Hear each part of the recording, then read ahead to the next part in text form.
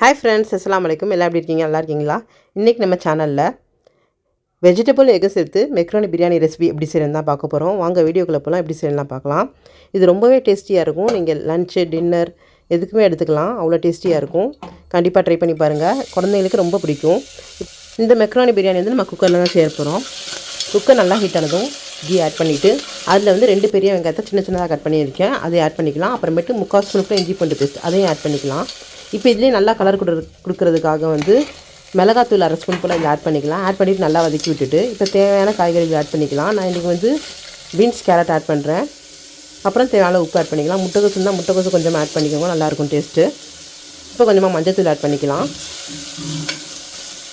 இப்போ 2 பழுத்த தக்காளி வந்து நான் க்ரஷ் பண்ணி வச்சுருக்கேன், இதையும் ஆட் பண்ணிக்கலாம். ஆட் பண்ணிவிட்டு நல்லா வதக்கி விடுங்க. இந்த மசாலா நல்லா வதங்கணும், அதுதான் வந்து இந்த ரெசிபியோட சீக்ரெட்டு. இப்போ இதில் வந்து நம்ம 1/2 ஸ்பூன் போல் பட்டை, கிராம்பு, ஏலக்காய் தூள் ஆட் பண்ணிக்கலாம். ஆட் பண்ணிவிட்டு நல்லா வதக்கி விடலாம். இப்போ ரொம்ப நல்லா வதங்கிடுச்சு. இப்போ கொஞ்சமாக தண்ணி ஆட் பண்ணிவிட்டு இந்த பச்சை வாசனை போகிறதுக்காக வெயிட் பண்ணலாம். இப்போ நல்லா கலந்து விட்டுக்கோங்க. இப்போ ஒரு 5 நிமிஷம் போல் மூடி போட்டு வேக விடலாம்.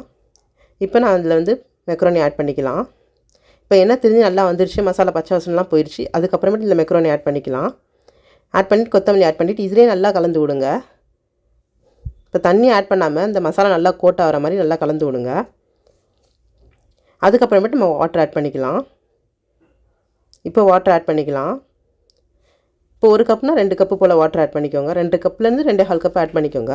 இப்போ முட்டையை வந்து நம்ம தனியாக வந்து ஸ்க்ராம்பிள் எக் மாதிரி பண்ணி வச்சுருக்கேன், இதையும் இதில் ஆட் பண்ணிக்கலாம்.